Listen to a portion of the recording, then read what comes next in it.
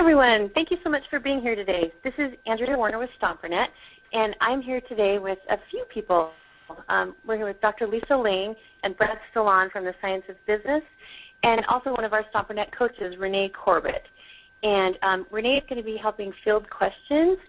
And anyway, thank you, Renee, for being here. Appreciate that. My pleasure.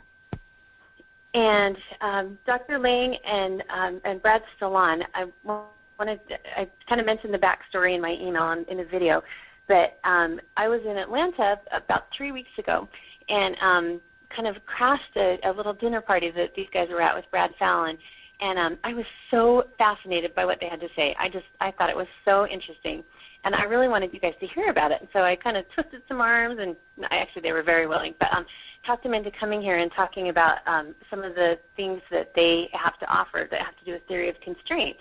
And we decided to start with prioritizing because we certainly hear a ton of questions about that.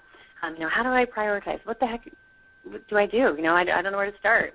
And so what they have to say is just perfect for that. Like I said, we have so many questions about it. So Dr. Lisa and Brad, I'd love for you guys to introduce yourselves and then just go on with the webinar. Thank you. This is Brad Stallon. I'll frame what we're going to do today in the presentation by Dr. Lisa. We're going to go over project selection and focus using the theory of constraints. We have a special report available at the end, and we'll provide that URL, and it's based on the special report Information Overload Destroyer. How to determine the highest and best use of your time, money, and focus so you can get on with making more money already.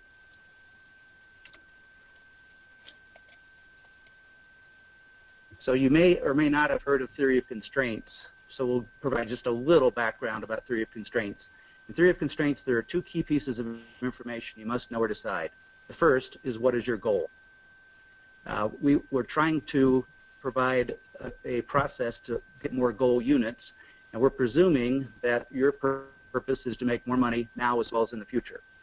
And secondarily, where the word constraint comes from in theory of constraints is, what is your constraint? What's limiting you from achieving more of your goal? If you aren't making an unlimited amount of money, then you have a constraint somewhere in your process. For most of us that are business owners, it's our time. But if you have a company, a small team, it may be a particular skill within your organization. A little background on me. I'm the Chief Operating Officer of Science of Business. Lisa and I are partners. I still am a business owner, own a label printing business, and became a theory of constraints expert in the 90s by implementing in my company.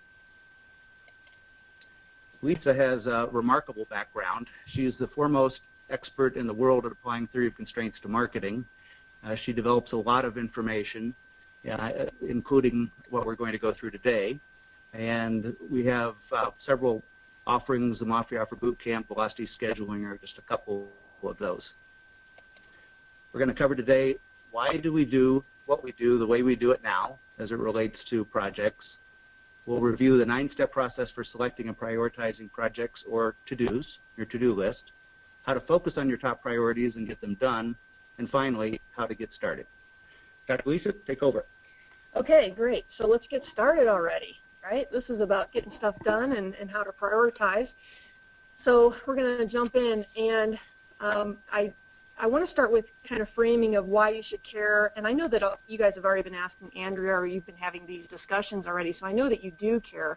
But what's the reward if you can stick with me through this webinar and then actually not just having learned it or done that exercise, but actually go back and applying it. And for me, when I started applying this in my personal life and with my business, it was getting more done in less time and doing the right things.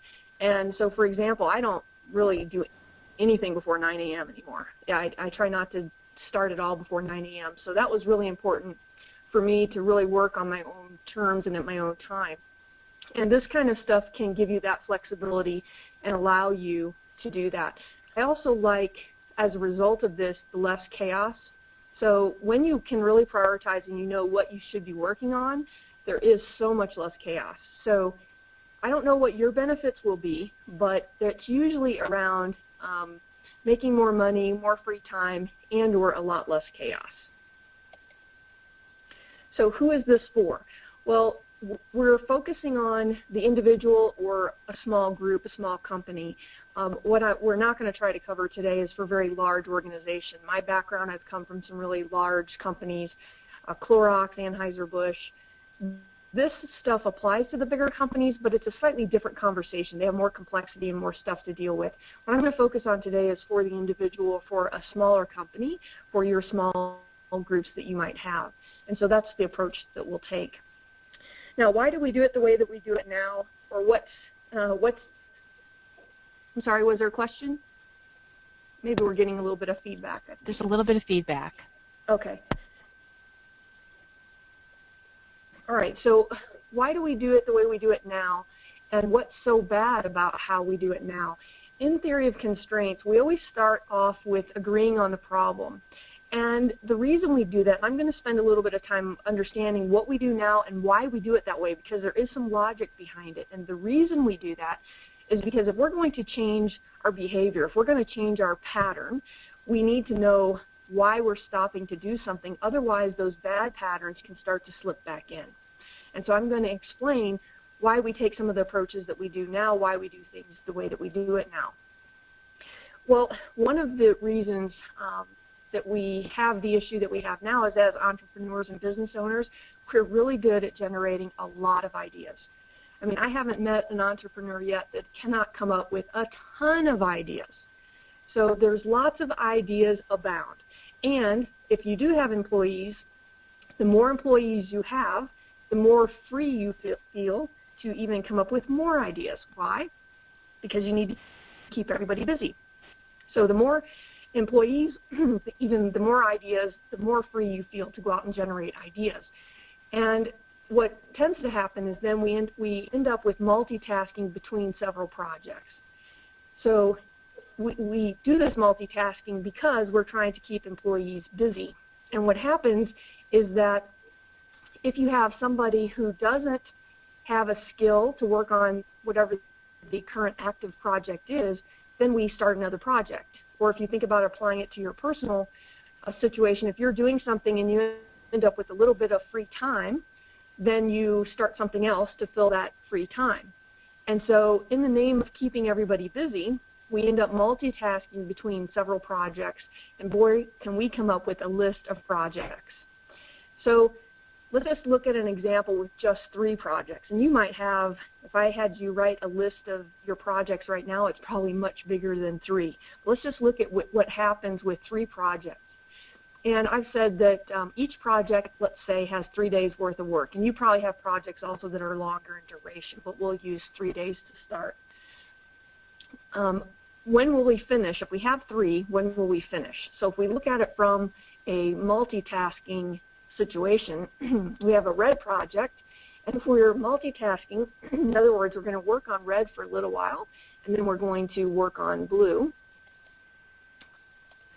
So we're going to work on red, and then we're going to switch over and work on blue, and then we'll work on the green project. Eventually, we'll go back to working on the red, and so on. We multitask between these 3 projects, and eventually, after 7 days, we finally get the red project done. And after the 8th day, we get the blue project, and finally we get the green project done. So what you can see with multitasking is that it takes longer to finish the first project. So the first one isn't getting done until Unit 7. And there of course, are implications to that on our cash flow.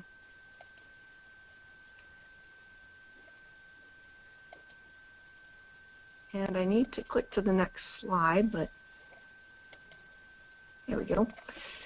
Now, to make matters worse, if those units, I said they were 3 days, but what if they were weeks or months or years? So it means that we would start a project and not get the first one done for 7 months or 7 years or 7 weeks. It starts to grab your attention when we're dealing with longer time frames. And what if you have even more projects? So I've kind of summarized this by saying I found the enemy, and it's me. As entrepreneurs, because we are so good at coming up with all these ideas, and we have a never-ending list of projects, because we want to see our people busy, or even make sure that our own time that we're busy most of the time, we're essentially causing this by how we're choosing to spend our time.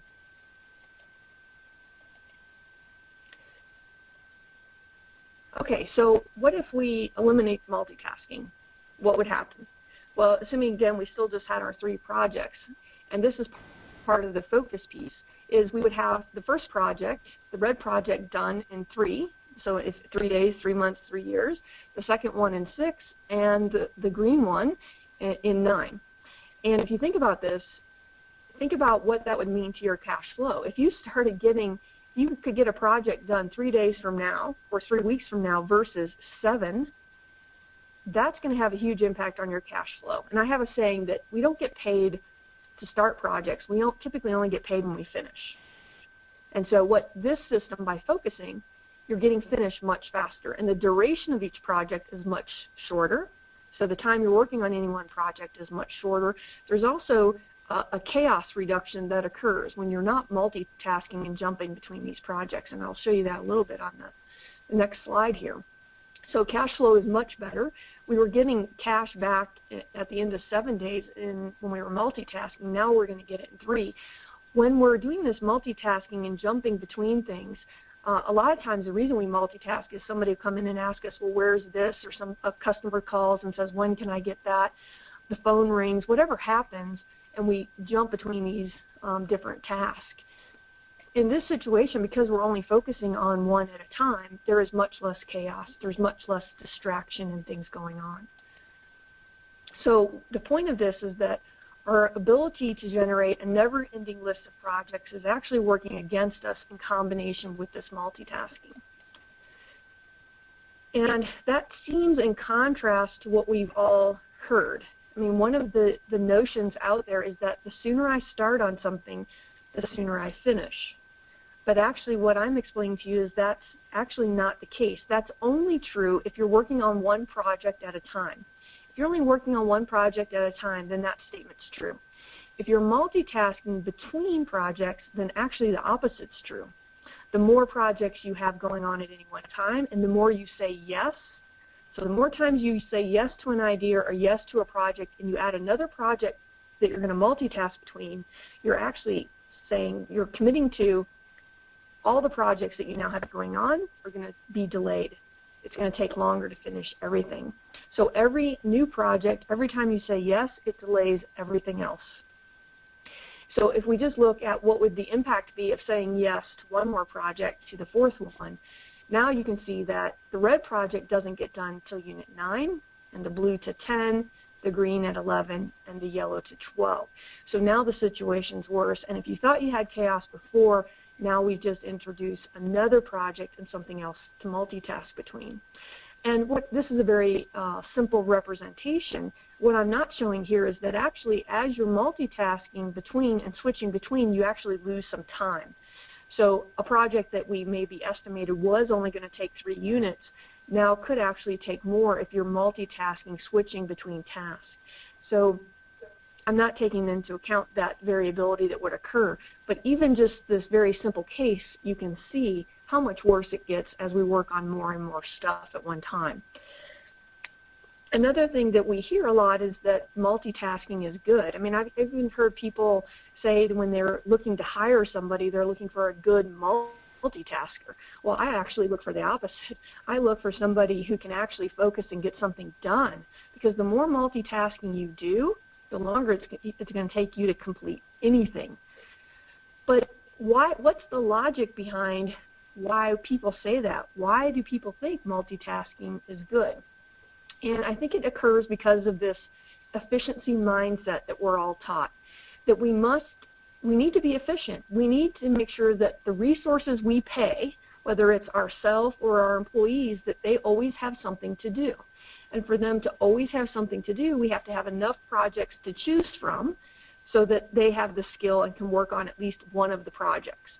When I work with manufacturing companies, what it looks like is a pile of work in front of each machine, so that every machine always has something it could do.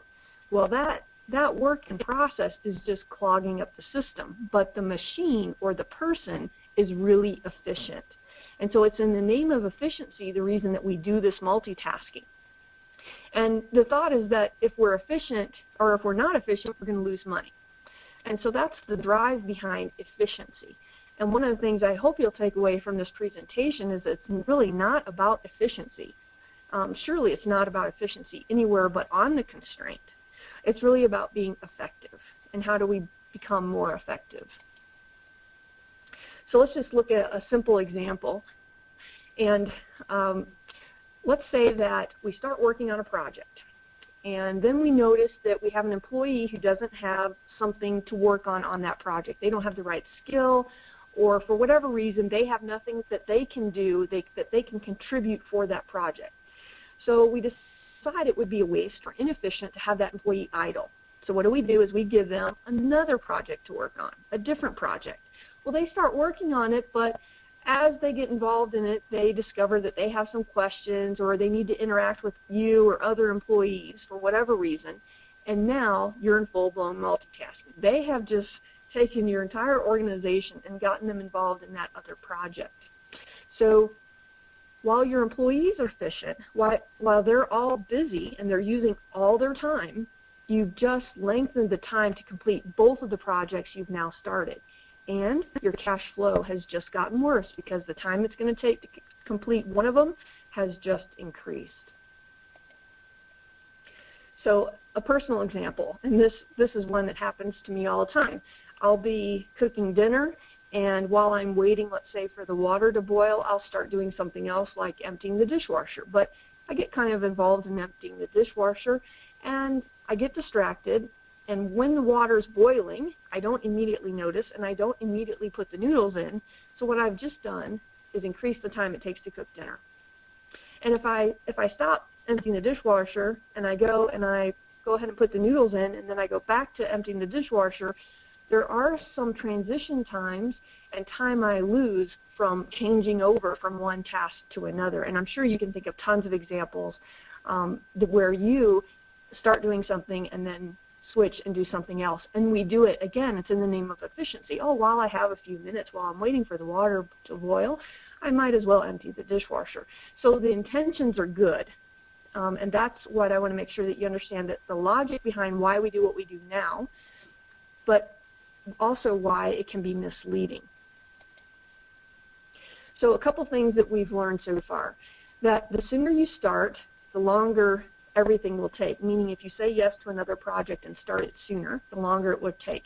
You're much better off not starting something and finishing what you've already started than starting a second project. And we've also learned that the goal is not to be efficient. This is not the goal. The goal is to make money, or at least that's what we've assumed for this presentation, that the goal is to make more money now as well as in the future. So if what we've looked at so far isn't enough, there's still even a few more problems that we tend to see.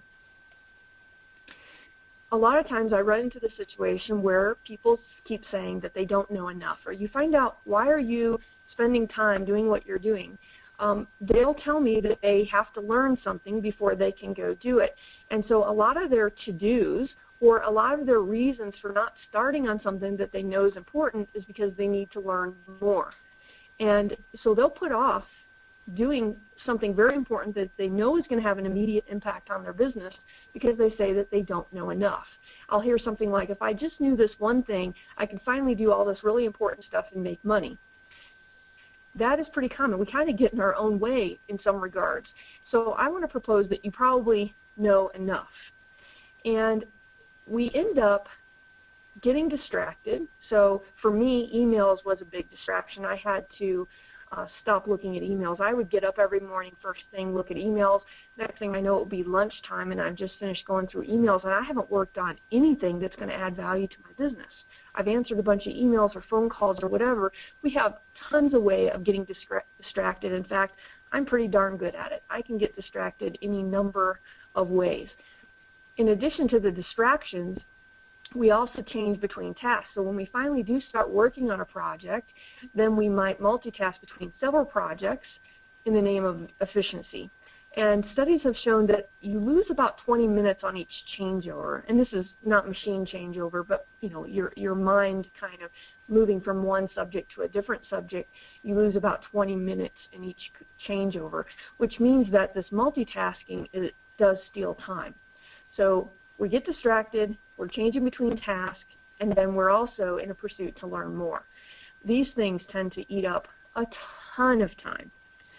So we're going to start to transition here to the solution and what to do about it. But first, I want to make sure that we have some idea of how much time you have available to work on these projects. So if you wrote down the routine stuff that you have to do, and we all have routine stuff that we have to do daily, weekly, monthly, yearly. What are the routine stuff you have to do? You have to take the kids to school. You have to do certain things. These are things that have to be done every day, every week, every month, every year. What are those things? And then how much time do you have left to work on these projects, the rest, to really be productive and take your business to the next level? Now, I'm not going to take the time to have you do that today, but let's say that we did that, and we calculated that you had 10 hours per week after all the routine stuff was done. You have 10 hours per week that you could be using to take your business to the next level, which means that if you really focused, you have 520 hours over the next 12 months. Now that's a lot of time. We should be able to really accomplish some things with 520 hours over the next year.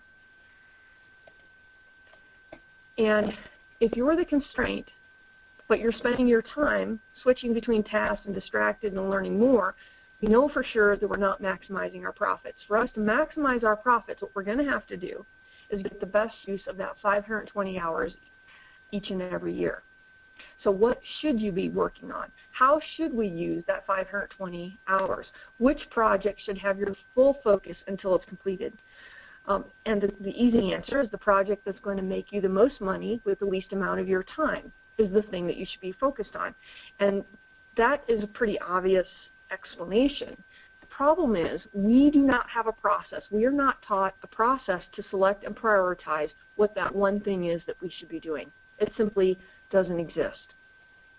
So let's talk about the process for selecting and prioritizing whether you have projects or to-dos, which really are to-dos are just typically shorter term projects. But how do you know how to best spend that 10 hours a week or 520 hours a year? Well, here's the process. There's a lot of books that have been written on how to get things done, but none of the books explain this, what we're getting ready to cover, which things you should do, which projects should get your time, attention, and resources to get the maximum results. So this is a theory of constraints technique that I'm getting ready to share with you. You typically don't see this in many of the books, and there are a lot of good books about how to get things done, and I recommend that you read some of those. Those are good. They teach you some common sense things, and they address a lot of the distraction stuff that we've talked about so far. So if distractions are a big issue for you, there are some good books out there on how to get some things done. But now, once we've eliminated the distractions or decide we're going to focus, what should we do? What is the one most important thing to do? Okay, here's the process. The first thing we're going to do is we're going to list all your potential projects or your big to-dos. So what I want to do is take a minute and have you write down your big projects. And we're just going to take a minute. So write down 2 or 3, however many you can write down in about a minute.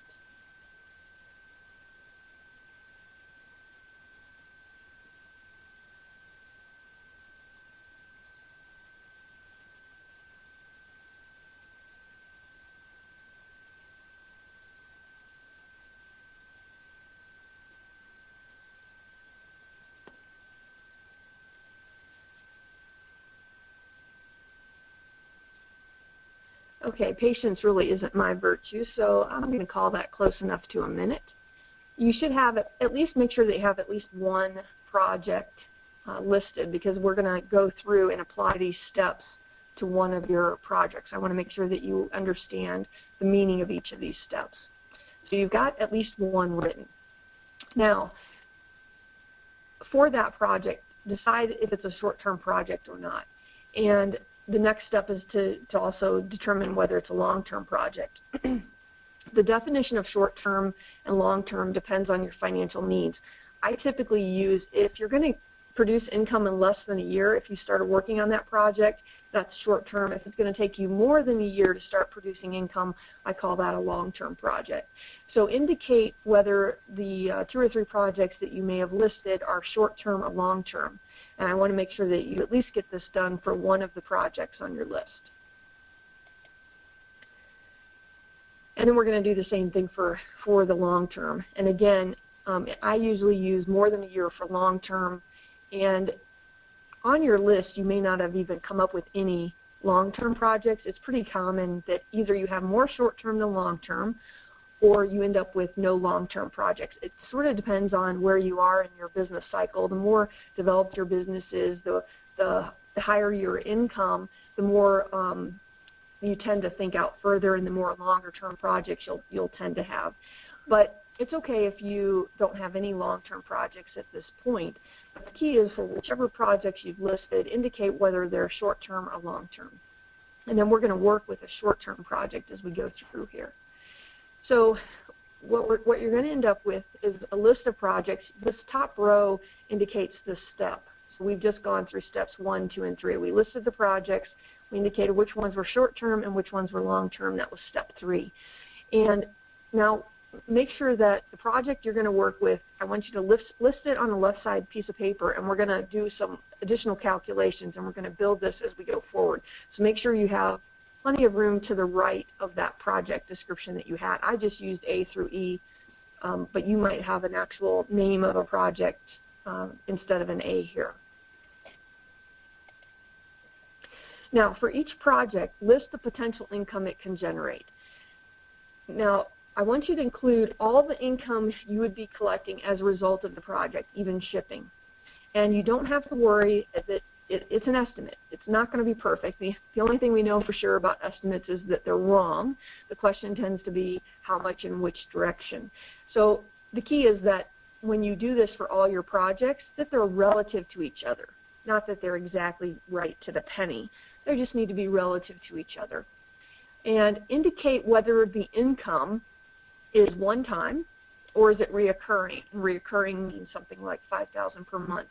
So you're going to write down the income you're going to generate as a result of that project. Then what I want you to do is add the one-time income to the annualized reoccurring income so that we have one annualized number. And I'll show you an example of that. So you're going to take any one-time income plus the monthly income or whatever the reoccurring income is over a year, and we're going to add one-time income to the yearly monthly income to get one annual number. Okay, so you've got project A is the one we're going to work on here, and in this example I've said we're going to generate one-time income of $1,000 if we do project A, and we're going to have monthly recurring income of $5,000 per month. So I take 5,000 times 12 months, that's 60,000, plus the 1,000 one time, and I'm going to enter in 61,000 in the income right here, and I've listed that as column number 4 because it's step number 4. Okay, so what I want to do, we're on step 4 of the 9-step process, and while you're writing that down, if there are any questions up to this point, I want to give you a chance to ask those questions, and we'll do that for these next few steps, and then we're also going to take questions at the end. So if we have any questions, go ahead and let us know. Okay, one question was, may we get handout of the PDF for the exercise? Yeah, what you're going to get is the, basically this is a whole 23-page report, and so I'm going to give you the URL to go and download the 23-page report. So you'll have all this information, actually better than the handouts, because how many times do you look at PowerPoint slides and can't remember all the points that they were trying to make? You're going to get the 23-page report. If you get that report and you say, I'd rather have the PowerPoint, then send me an email and I'll send you the PowerPoint as well. Okay, we have a couple questions. They want to know if you could show step 2 again, because briefly. Yes. Okay, step 2. Well, step 2 and 3 are really related. Step 2 is determine whether the projects on your list are short-term or long-term projects. So from your estimate, would the project take, if you did that project, would you start generating income in less than a year? It's a short-term project. If you did that project and it's going to take you more than a year to start generating income from it, I'm calling that a long-term project. Now, that is just an example of a definition of short-term and long-term. I find that it works for most people, but if your situation is different, you feel free to modify the definition for your needs. Okay. Another question, I think this is a good one. There may be some people here that are starting businesses. They want to know, how would you estimate your income if you're just starting? Well, for a project, let's say that your project is you're going to start a WordPress blog, and you estimate that you're going to do some banner ads on it, or you're going to do some Google AdSense or something like that. Of course, you don't have any idea what it's going to be. So you could probably do a little bit of research and get some sort of ballpark estimate. But the key is that we're going to compare that WordPress project to some other project, and as long as the income is relative, in other words, if we say that the WordPress project is only going to generate $100 a month in AdSense income, but some other project that we might do might generate $1,000 per month, they just need to be relative to each other. In both cases, we might be totally off, but we're probably not off by a factor of 10. So just make sure that when you do the estimate for each project, that they're sort of relative to each other, not that they're to the penny. Okay, and do you mind one more question? No, go ahead. Okay. They want to know, if you have a partner for a specific project and have to split the income, do you need to notate that differently at this point? Oh, yeah, that's a good question. Yeah, I think you want your income here. So you want to put the amount of money you're going to make, because this is about you and your business, and the constraint unit that we're going to use here is you. So how much money will you make? Yeah, if you're going to make only half of that, then put $30,500 is what you're going to share. And I'm going to talk about, you can do it one of two ways. In the next step, we're going to talk about the cost. You can consider your partner a cost and take the half of it out in the next step, or you can just reduce the income here. It doesn't really matter which of those you do. Good. And a lot of folks are doing affiliate sales, and they have a question because sometimes you don't know how much you're going to make. Do you have any suggestions on? Again, I know you said an estimate is just an estimate, and it's it's always wrong. But do you have any guidance for that if you're doing affiliate projects? I know that's a tough one. You could potentially ask the person whose product you're selling. The first year somebody works with you, what's the range? Don't ask them for the number, because they'll say, well, that depends. But say, what's the range? And they'll say, well, people make anywhere from nothing to, $10,000 on the first time. Okay, so you decide, okay, I'm going to be at 5,000. It's just a swag. And again, the key is that it's relative to everything else. They're all swags. They're all wrong. But if they're relative to each other, if it's your best guess, and if there's somebody you can ask what's typical, sure, ask. And then just one more question. Someone said that you're using a 12-month average, and they think that the average retention rate for the internet is 3 months. Do you find that to be true, or are you finding a lot of people take it out longer than the 3 months that this gentleman was asking about? I think the retention rate depends on the product or service. I mean, I've heard, some of the internet marketing folks have touted retention rates of much longer than 3 months. I assume this is an affiliate marketing question. If you're selling something, they should be able to tell you the retention rate for their product.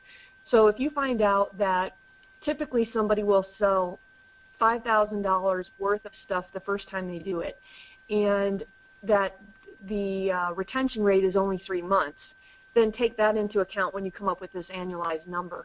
But I would think whoever's product they're selling, they ought to be able to give you some of those figures, give you some idea.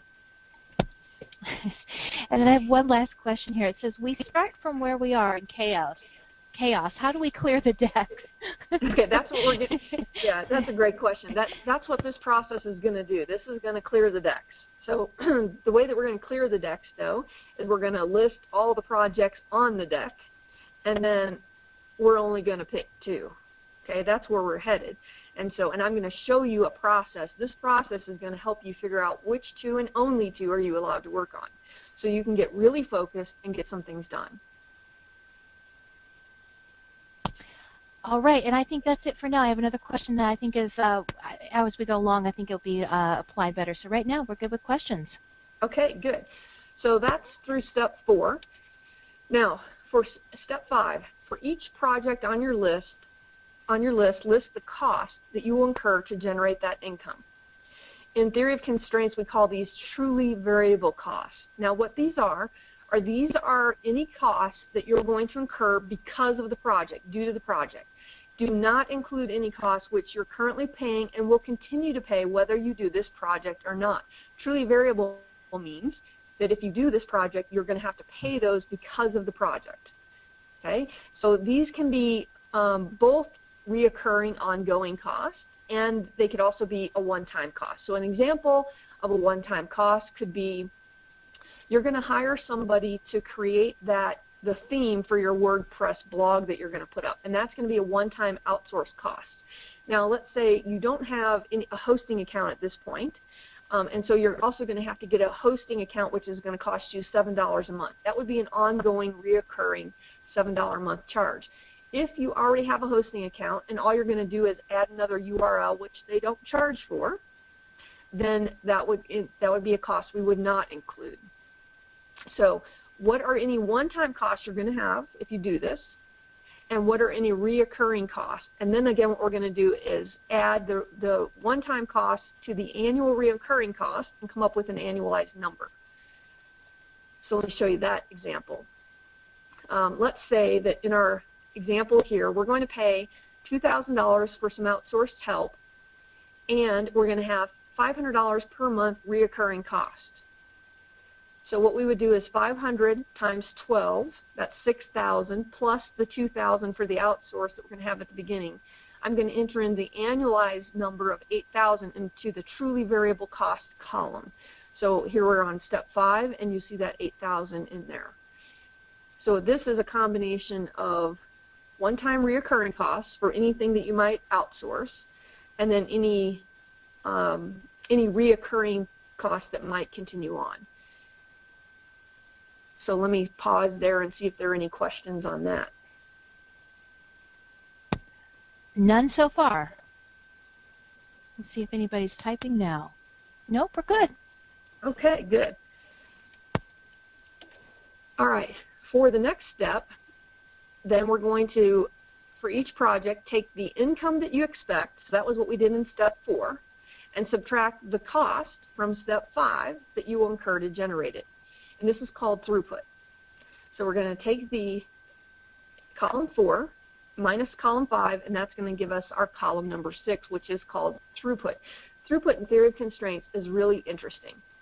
Throughput is defined as the rate at which we make money, because it's how much money we are going to get from our customers minus what we had to pay our vendors, sales commission, affiliate commissions, those are all truly variable costs. And throughput is the rate at which we make money.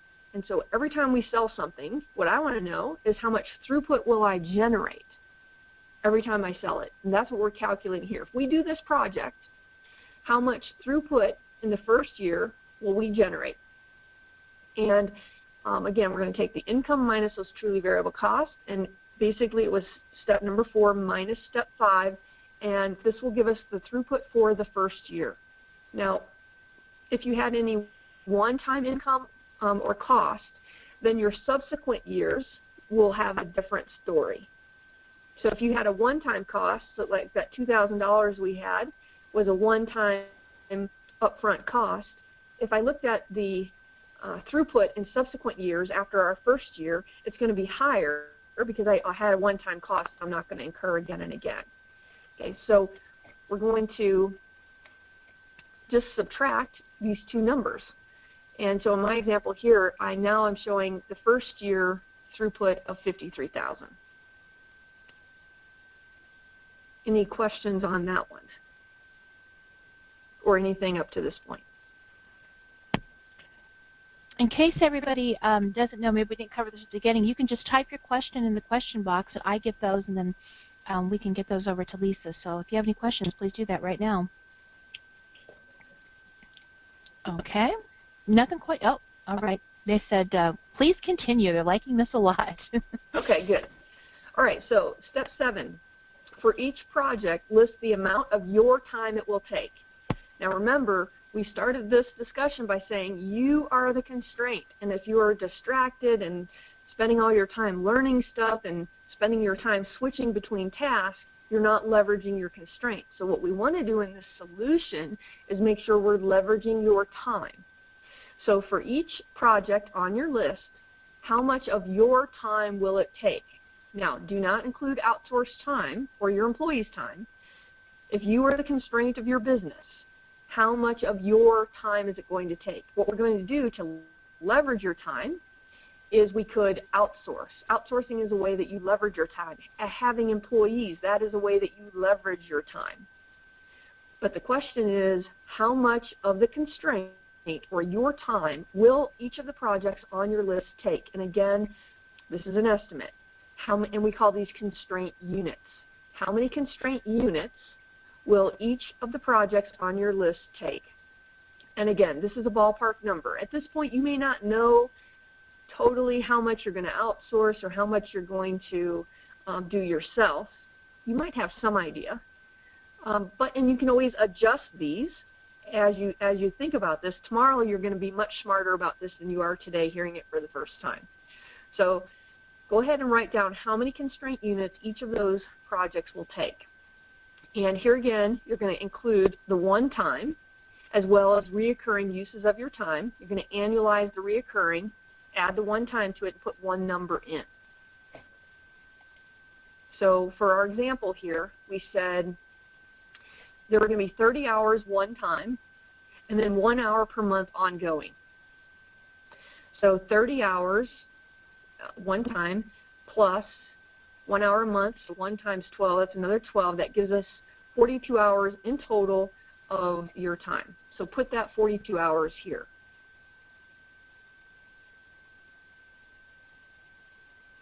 And ignore this column 8 that might just pulled the wrong picture. You shouldn't be seeing that just yet. So we'll get to the step 8 here.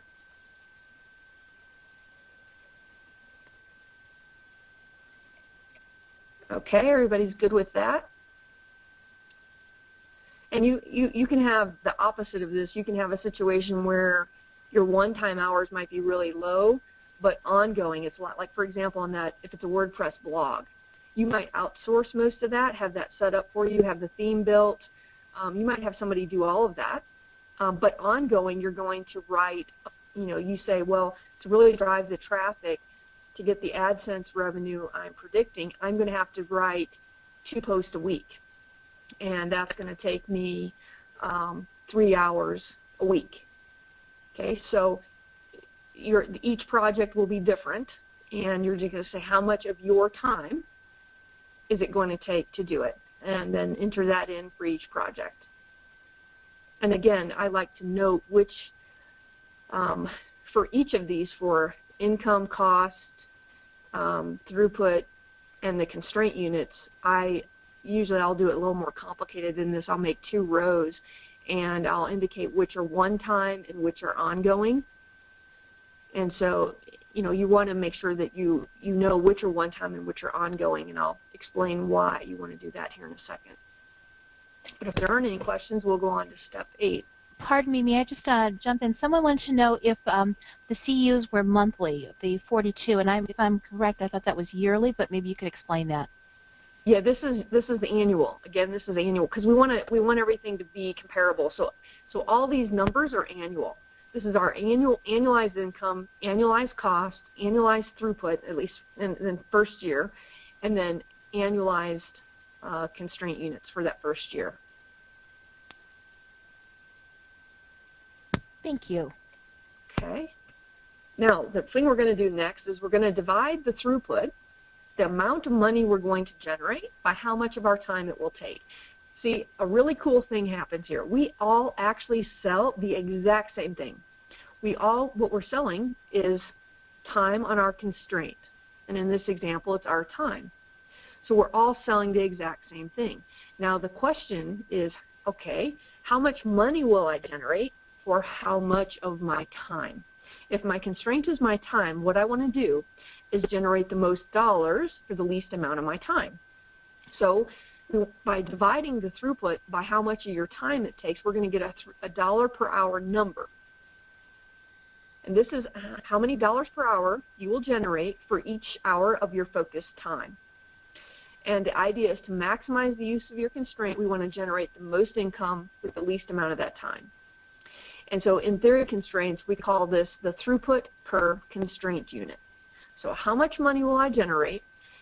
Or some people even call the closest thing in traditional accounting is called margin. But usually when most people are talking about gross margin, they include direct labor, and they make it way too complicated. This is a much simpler thing. So how much margin, how much throughput will I generate for how much of my time? Okay, now we'll go back to our example. And in our example, we said that the throughput was 53,000 for the first year. That was annualized. And we're going to divide that by 42 hours.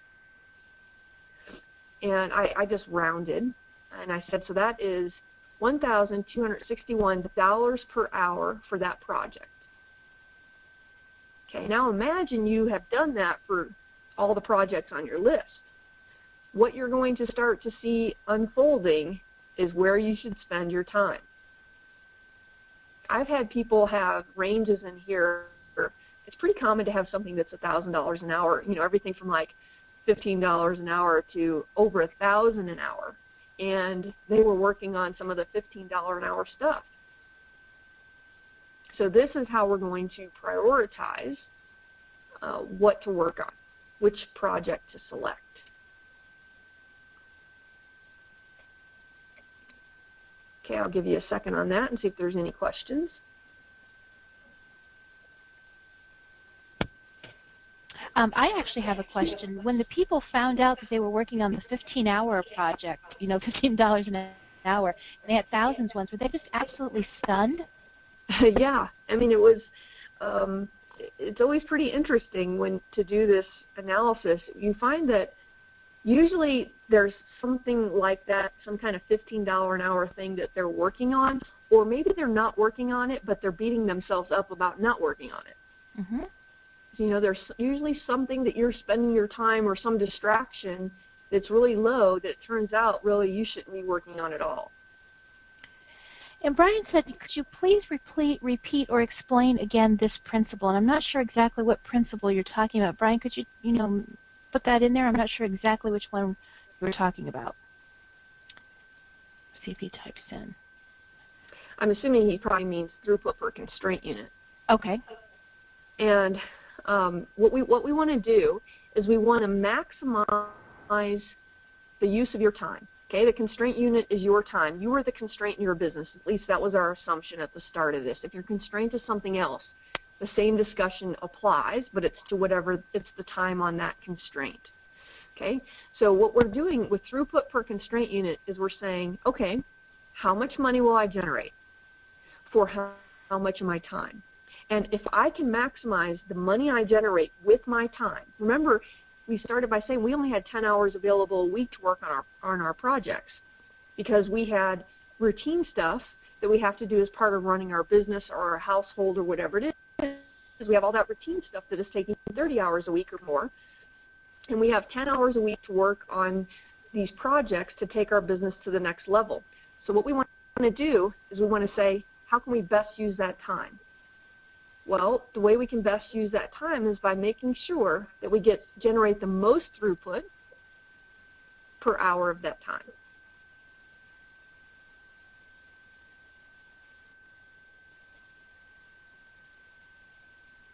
Okay, any other questions?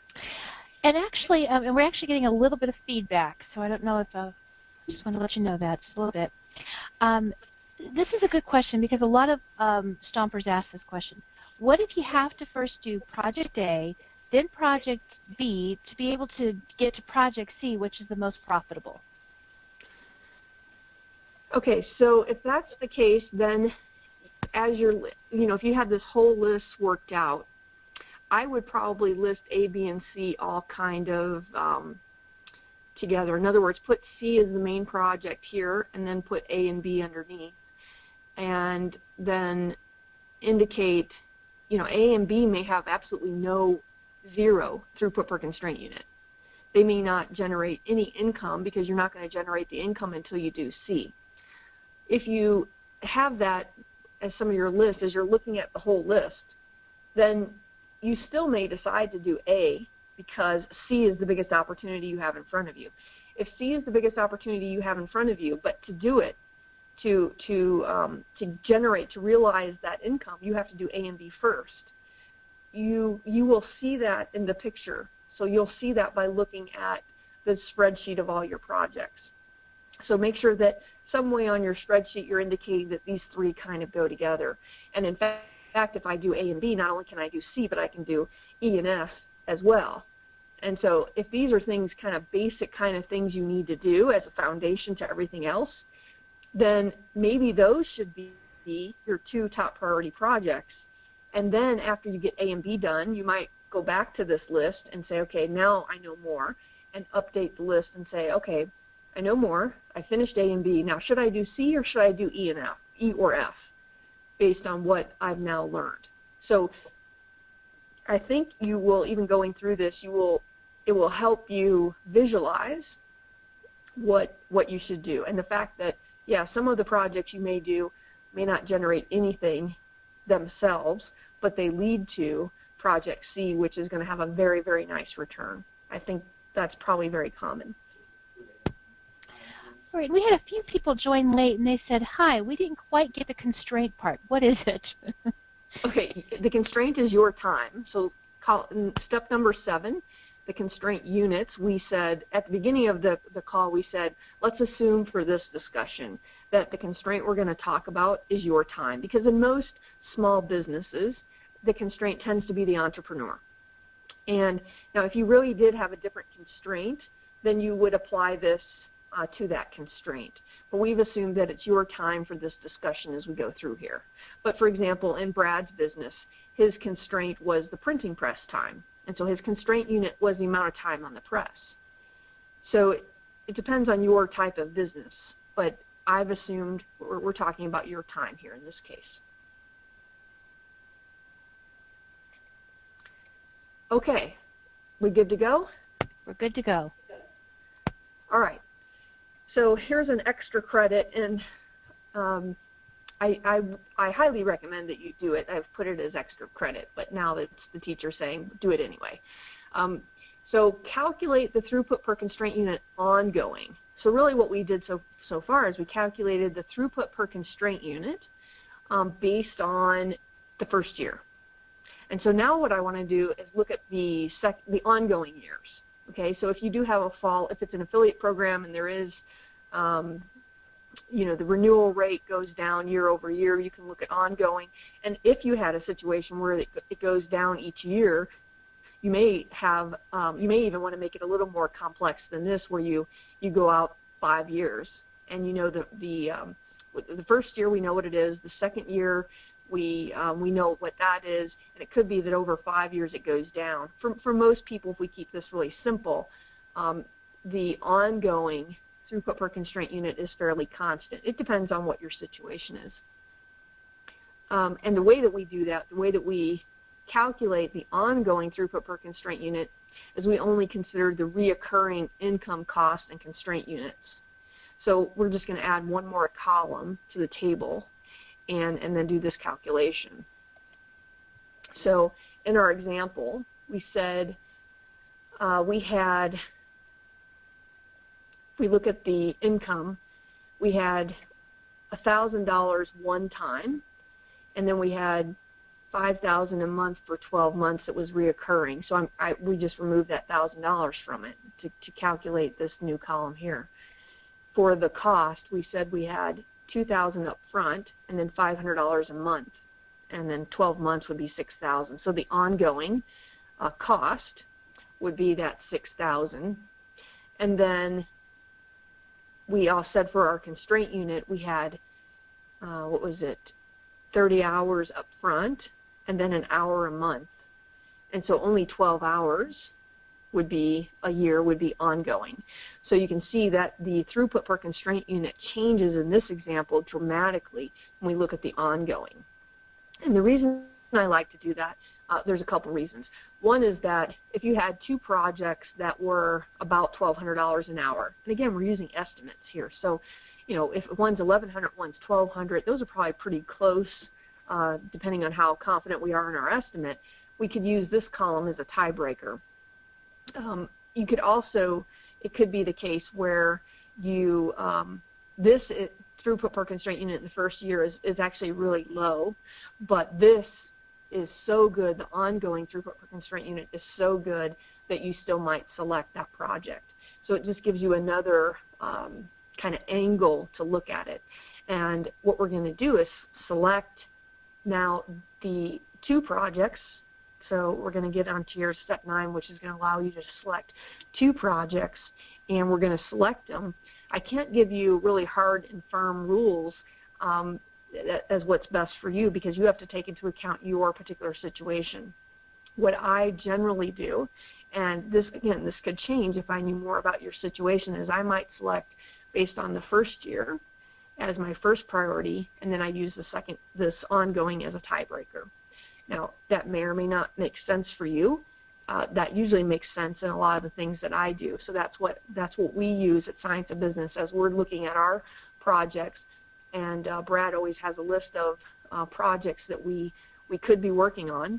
And once we finish one, we go back to his list. He's already done all this analysis, and he's got the next one ready that says, okay, this is the next one we should be doing. But this can be a really interesting difference and help you make the decision. Okay, any questions on that? You can see, you can, yep. Actually, this as a question from before, someone wanted to know how you add training time in there if it's ongoing. Should it be added in as one time, calculated as a one-time credit or not? This is your time, you training yourself, or you training somebody else, or training yourself, especially Stompers training in the portal on how to do, SEO work and different things for their business. So there's a lot of training time in there. Yeah. So let's say depends on what the project is, but the project requires that you learn something or continue to learn something. Then you will probably have some combination of one-time training as well as potentially ongoing. So again, you do it the same ways. You'd say, well, how much is one-time training versus how much is ongoing? I would just caution you against learning for the sake of learning. As long as you're learning to help you complete the project, that's fine. I don't really understand the scenario that's behind the question. So. Well, we right now on StomperNet we have a program called Incubator, and it's a different training video, either every day or every few days, that they go out to learn how to take their website and make it sure it's can get ranked and things like that. So it does require a certain amount of training every day for them to follow the program. Okay, so I would see that as a project. They were going to decide, should I get involved in Incubator or not? Okay, so that's one of their projects here. Okay, by getting involved in Incubator, how much income, additional income, are you going to generate? Oh, well, my natural search engine is going to go up by being higher listed. I think I'm going to sell $1,000 more a month. Okay, is there any cost? Well, no, because I'm already paying for StomperNet. I'm going to continue to pay for StomperNet whether I do Incubator or not, and so there's really no addition. I don't know if there's additional cost for Incubator or not, so I'm making some things up here. There's really no additional cost, so my throughput would be $12,000 if I did Incubator. Okay, and how much of my time is it going to take? Well, it's about an hour a week. That's 52 hours for the year. Okay, so then do the T per CU. That incubator would be one of the projects you'd put on here, because what you're doing is you're deciding how to spend your time. And you could spend an hour a week doing incubator, or you can spend an hour a week either learning something else within StomperNet or doing some other income generating project. So I would consider it more as a project that you'd list on here. All right, and then one more question. It says, how about when I maximize my time as a CEO, but it causes a minimization of my employees' time? Who cares? Okay. I mean, that's right, because that's the efficiency mindset, remember? So as employee, if you're the constraint, okay, if you're the constraint, and the only place we care about efficiency is at you, the only place we care about making the best use of the time is you. And if by making the best use of your time, you have some employees at times that have nothing to do, who cares? We're maximizing your profits by maximizing the use of your time. It is impossible to be efficient everywhere all at once. And yet that's what we're taught. That's the whole efficiency mindset. So what you want to let go of is the fact that a particular employee at certain times has nothing to do. Who cares? The goal of the company isn't to be efficient. The goal of the company is to make money. And if you can make more money by getting better use of your time, but to get better use of your time, you're going to have some employees with some who at some of the time have nothing to do. Fine. Good answer. Okay, so step 9, we're going to focus on, usually what I say is select one short-term and one long-term project from your list. Now, if you had a list where you don't have any long-term yet, then you can select 2 short-term. Again, these are just kind of giving you ideas, rules of thumb. The concept is about you focusing your time as the constraint. Okay, so now as you look at that list, what's the best use of your time? And I usually say pick 2, no more than 2, and decide which of those 2 it's going to be. The short-term and long-term projects that generate the highest throughput per constraint unit should be your highest priority projects, the things that you are focusing on. With the exception that we talked about, where if you choose a project, if A and B project have to be done before you can get to the throughput of C, or to actually generate the throughput that project C has, then you could even take A, B, and C and summarize that down into one project line. So if you add the income, cost, throughput, and constraint units for A and B into C as you evaluate it, that would be another way to evaluate it as well. But what you want to do is pick which project is going to give you the highest return on your time.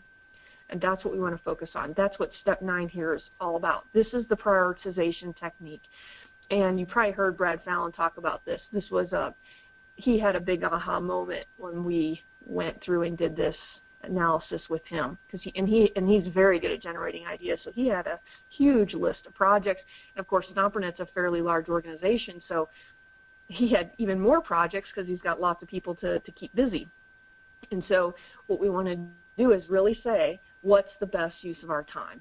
And I'm saying 2 because my assumption, the way we started this, was that it's you or a very small team. And if you had a much bigger group of people, if we were talking to one of those big companies, typically what I do is I look at all their projects and we cut them in half. But for one person or a really small team, 2 seems to work really, really well. So you're going to have this filled out for each of your projects, and as you look at the list, some story is going to unfold, and you may decide, well, I really have to do A and B before I do C, so I'm going to combine these into one project, and I'll put the income, cost, and whatever, I'll combine them, and then I'll look at it again. And it's okay. I mean, this is going to be a living, breathing, working document, and every time you have a new idea, I'm not saying you have to stop having ideas. In fact, don't do that. Ideas are great. It's how we make more money in the future. But what you do is you're going to add your new idea to the list. Just because you have a new idea doesn't mean you have to immediately start working on it. What we want to do is add it to the list. And then when you finish something that you've chosen, You're going to go back to the list. You may update the numbers, and then you'll choose the next thing to go work on. Any questions on that? Don't see any questions on that. Let's see here. We do have something here. It says, in order to be efficient, we need to be able to track the efficiency of our employees, outsources. Do you have a method to help them with that? Tracking with the efficiency of their outsourcing or their employees? Well, unless they're your constraint, I don't care about efficiencies. Now, you're paying them, let's say, dollars per hour, and so what you want to make sure is that they are getting stuff done in a reasonable amount of time. And I wouldn't necessarily go and tout to these outsourced people that you don't care about their efficiency. This is a conversation we're having. But really, as long as they're getting stuff done and you've estimated the cost and the throughput's positive, who cares if it takes them 1 hour or 2 hours? As long as they're doing a good job, they're doing good quality. I don't get hung up on the efficiency of outsourced resources. Yes, I could spend loads of time trying to decide, should I hire an accountant that's $50 an hour, or should I hire one that's $100 an hour? Well, if the one that's $50 an hour takes 5 times as long or makes a ton of mistakes, I'm not sure that's the best use of my time. But if it doesn't matter, if either way I say, well, let's say that the one that takes charges $50 an hour, I'm estimating is going to take 10 hours, and the one that's $100 an hour, I say, well, yeah, it's probably going to take about 10 hours. If the magnitude of that is irrelevant, in other words, you're still generating positive throughput, I don't know that I'd spend my time on that. Now, what I do when I'm managing projects, so if these outside resources are on a project and I want to manage them, that we have our velocity system, which is what I use to manage those. And I got to figure out how to bring up the little drawing thing. How can I bring back up the little strip that will give me access to a drawing tool? You should be able to just, you should have that minimized down below, maybe bring it back up. Now I'm seeing just a black screen. We've now selected our project, so now how do we focus? And we've already kind of hit on this, but the key is that you only have 2 at one time. So work on only 2 projects. That's the key to the focus mechanism. We've selected which ones are the biggest bang for our time, since our time is our constraint, and we're now only going to work on 2 of those at any one point in time. I found that, it would even be better to say only work at 1 at a time, because you could see the results. When we looked at that multitasking, 1's even better. The reason I allow 2 is because for some of you, you do have the situation where you are waiting for a subcontractor to deliver something back, and so like let's say that the next step in the WordPress blog project was to get the theme done, and you really couldn't start anything until you had the theme. If you only had 1 project, you would be sitting and waiting for the theme to be done. Well, by allowing you 2, usually there's something on one or the other project that you can work on. Now, as you start to outsource more and more and more, this is a more advanced technique, you'll move away from my recommendation of only 2 projects to you can have 20 hours of constraint units working on it, constraint unit projects at any one time, meaning the projects that you're working on that are active at any one point in time, if we added up the constraint units, they only added up to 20 hours. And I just made up 20.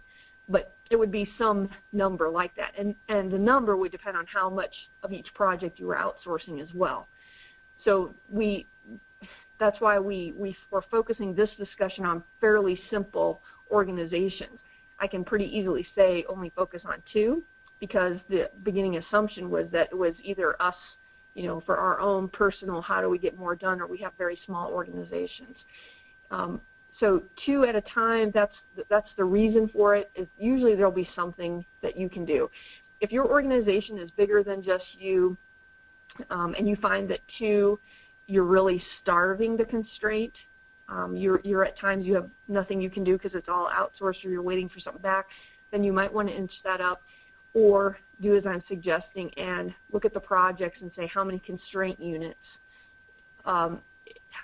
if I select how many projects would I be working on for if I had some number of constraint units active at any one point in time. And so as you start to grow, it becomes a slightly more complex situation, but it's not terribly complex. So it's still pretty straightforward. Again, the only place we care about efficiency is on the constraint. So by allowing 2 projects, there's usually always something for you to do, but at the same time, there's not too much multitasking. And that is just a rule of thumb. I made up 2. Your particular situation, 1 could be your magic number, 4 might be your magic number. For small organizations, you want it to be as small as possible while still getting pretty good efficiency at the constraint only. That's how we kind of move into what the right number is. And what we're really doing is maximizing the use of the constraint, which is your time. Your constraint is the thing that limits your ability to make more money now as well as in the future. So what we need to do is focus and work on those things that generate the most amount of throughput for the least amount of your constraint time. And the key to this really is to focus on your top priorities and get them done. So focus on finishing what you've already started. We do not get paid to start projects. We only get paid when we finish. So the focus in the system is on finishing.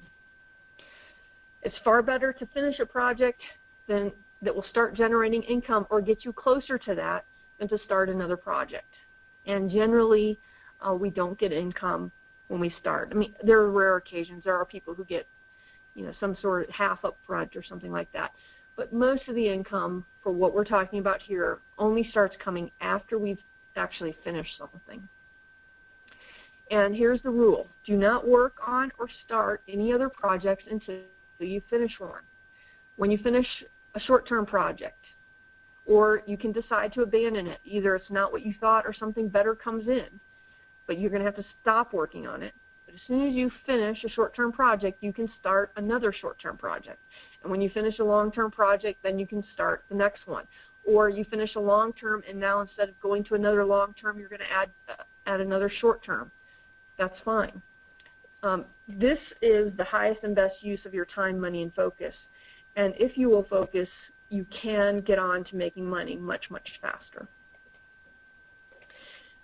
We're leveraging your time, your constraint unit. So what that means is a couple other suggestions. To the extent that you can outsource, you should do it. Now that you understand the concept of a constraint, you realize, well, the more outsourcing that I do, the better I'm leveraging the constraint. Absolutely true. It's also true that if you could offload some of that routine stuff, in our example here, we only had 10 hours a week to work on our project. What if you had 20? What if you could offload 10 hours of routine stuff? Just this year, I outsourced my accounting. I was spending, what was it that we were 5 hours a month? Yeah, 5 hours a month I was spending on accounting, which was 60 hours a year. And that, for me, I can create another product with that. And yes, it increased my cost because I have to outsource, but the revenue I generated from being able to do another project far outweighed the cost to outsource. So the net benefit was that my profits increased. The thing you have to watch out for is if you add cost but never do the project, you're going to be in trouble.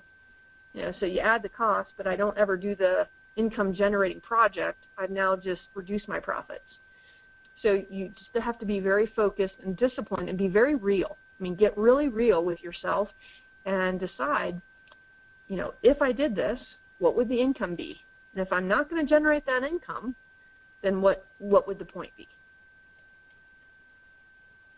So how much would it be worth to actually finish a project on your list? And that really depends on your list. But I will say I've done this exercise with a lot of people, and it is pretty common that you'll have at least one project that's $1,000 an hour.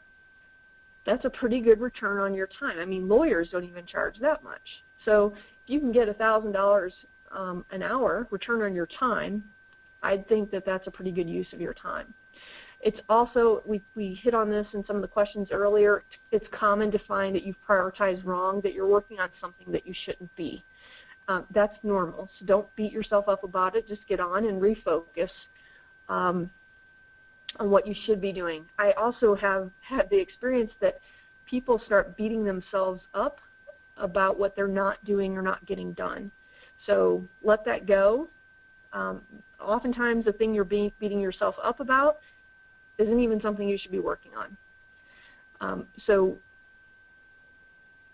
get real, do the analysis. If it says don't work on it, don't work on it. There are much better ways to spend your time and energy and all that. You could get some results instead of beating yourself up. So how do we get started? So you've got the concept of we need to stop multitasking. We now know how to select a project. Okay, we have our project list, but now how do we actually get going on it? Well, I'd say just jump right in. But for some of us, jumping right in tends to not always happen.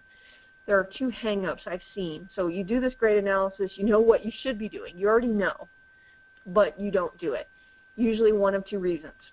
You don't have the confidence in yourself or what you've selected, that you've selected the right project. And I think we've addressed that one. You now have a process for selecting the process. And if you don't know it, let me just tell you, you know enough. Okay? So make sure that you don't get caught in this analysis paralysis loop, that you just get on with it. And I know there's a lot of internet marketing people out there that talk about just put your product out there. It's never going to be perfect. It's the same kind of thing here. Get on with the project. You're never going to know everything. So go ahead and start doing it. So I think this one, you should have some more confidence coming out of this webinar today, because we have a process to identify the right projects. And if you have the right project, then you're going to know what you need to know or what you don't know, and we'll talk about how to deal with the rest of this issue in a second. The bigger issue I see that could still be remaining is that you're overwhelmed by the magnitude of the project. So, you've got this list of projects, but you look at it and go, wow, that is just, it's a bit overwhelming. So how do we deal with that situation? Well, if you're overwhelmed, what I recommend you do, there's another theory of constraints technique that we use to break a project down into smaller pieces that we can actually tackle. And what we do is we create a list of the obstacles to getting it done. And this is very different. What we normally do is we brainstorm all the things that need to be done to do a project. Well, what can happen if you brainstorm, if you use that technique, you could end up with some things on the list that really don't need to be done. So instead, by taking this approach of what's keeping us from having the project done, and we only are tackling the obstacles, it's a much faster, more effective way to do that. So here's what you do. You say, what's keeping me from completing this project? And you list all the things that you don't have in place, each thing that needs to be completed en route to completing the whole project. What needs to be in place to get it done? And you could also end up on this list with some things that you don't know. So an obstacle I have is I don't know how to use the WordPress blog. I don't know how to log in. I don't know how to do that. So whatever is keeping you from completing the project, that's the list we want to make. And it will be some combination of things that aren't in place, things that need to get done, things that you don't know. You're going to list those. Then what we do is we convert each of those obstacles to what we call an objective. And really it's just the opposite of the obstacle. So the easiest way to explain this is show you an example from our Mafia Offer boot camps. We do this exercise at the end of every single Mafia Offer boot camp because you've created a Mafia Offer, and usually there are some things you have to do before you can go make your offer. And so we say, okay, what are the things we need to do before we go out and make our offer? What are the obstacles? And then what are the objectives that will overcome that?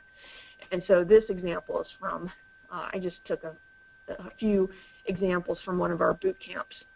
Well, the obstacle was our customers don't know about our offer. And the opposite of that is our existing customers know about our offer. So you take all the obstacles that you wrote down and you create an objective. And it's simple. So don't make it more complex than it is. Just write the obstacles keeping you from that overwhelming project and then write an objective for each one.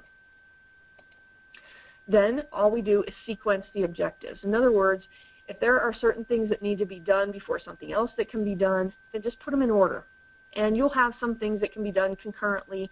Just put them in order best you can, the order that you think is the most logical that you're actually going to do them in. And once you have them in order, now you have a more detailed, essentially, project list. And if you know how to do number one, if you look at number one and number one is not overwhelming and you know what to go do and how to go do it, now you can get started. So if you need that type of help to kind of get you motivated and breaking it into bite-sized pieces, this process can really help you kind of get on with that. If you look at the first one, for whatever the first step is, once you've done this and you know how to do it, go do it. If you still don't know how to do whatever the first one is, then take that first step and break it down further.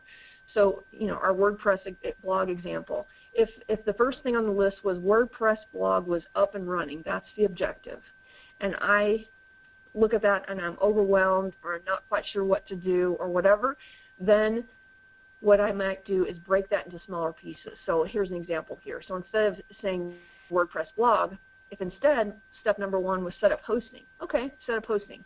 I understand what that means. I may still not know exactly how to do it, but I at least have something I can go Google. I can go put this into Google and I can probably get some quick instructions, or I can go to YouTube and watch a quick video and get on with it. All right, and you may not even know enough to write the rest of this list, but if you do, you make the list, and if that first thing, as soon as that first thing is something you can go do, you know how and what to go do, then go do it. So keep breaking down any things that are overwhelming or you're not quite sure of and get them done. And again, what we're doing is focusing on finishing. That's what the key to this is, limiting the amount of multitasking we're doing and then focusing on finishing what you've already started.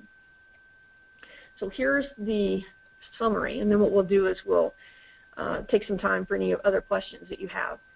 If you've been plagued by distractions or analysis paralysis or anything else, multitasking, all that stuff, you now have the formula to get past it. So here is essentially what we talked about today. First, you need to choose your goal and determine your constraint. If your goal is different than what we talked about today, we use the example of making more money as the goal. And we also said that the constraint was your time. If that works for you, great. Use those and move on to the next one. If your goal is different, or some people don't have a goal of making more money, they want more free time or whatever it is, be very clear on what your goal is. If you don't know what your constraint is, make an assumption, decide. You can just decide. If you're wrong, it'll be obvious. Okay, so don't get really hung up, but it's good to be very clear about this. Once you've chosen your goal and your constraint, then what you're going to do is prioritize your projects based on this concept of throughput per constraint unit. How much money will I generate for how much of my constraint time? And I'm going to go after the projects. I'm going to choose 2 and only 2 to work on, and I'm going to pick the ones with the highest throughput per constraint unit. And after I've chosen them, I'm going to focus on finishing. So I'll focus on finishing one of those 2 before I select and move on to another one. If I get new ideas, which they happen all the time, I'm going to capture them, but I'm not going to start working on them. I'm going to put them on the overall project list. If at any time there's something better on the list than what you're actually working on, you can choose to make the switch, but it's a choice. Stop working on something that you're currently working on and start working on the new thing. But be careful of doing that too much, because if you constantly are doing that, you're never getting anything done. If at any time you feel overwhelmed, break the project or the task into smaller bite-sized pieces. And we talked about a technique to do that, which is what's keeping me from doing that? What's the obstacle? Well, I don't know how to set up a WordPress blog. That's the obstacle. Okay? That's what I don't know. Then what could I do? I'm going to go on YouTube and I'm going to search for how to set up a WordPress blog and I'm going to watch a video. Great. Now I know what to go do, and I can actually take some action that gets me closer to finishing a project. So the reward for becoming this prioritizing focused machine, you'll be rewarded with more income, more free time, and less chaos. At least that's the effect that I felt when I really started doing this. I mean, I get to the point where I just don't look at emails. I have to turn it off. I turn off Twitter, turn off all that stuff, and get really, really focused. Now, I do have to check emails. That's part of my routine. And I do spend some amount of time on that, but it's not a constant distraction there in the background. So this is what's possible if you can get really, really focused. So what I'll do now is I will stop there and let you guys ask any questions. This whole presentation is written in a 23-page report, which I think is more valuable than the presentation itself, because without hearing the audio with it, which you have access to through StomperNet, the presentation isn't all that helpful. What will, I think, be much more helpful is the 23-page report. So you can download that, study it, go back through it as many times as you like, and it's written out so that you have the whole story there. Okay, so let's stop there and take any other questions. And that was actually the first question. Someone wanted to know if there was a more specific case study available, and would it right down to the spreadsheet detail. And it sounds like you just answered that question. Well, there's I use the same example in that special report. And the spreadsheet itself is very, very simple. I mean, literally just those columns I'm showing you on there. So I haven't taken up the time to create an Excel, and make up numbers, because usually those are the best way to learn this is to actually start applying it. If you have questions, ask the questions, but actually start applying it to your business, and then I call that just-in-time learning. Studying somebody else's situation isn't nearly as helpful as if you start applying it to yours and then ask questions.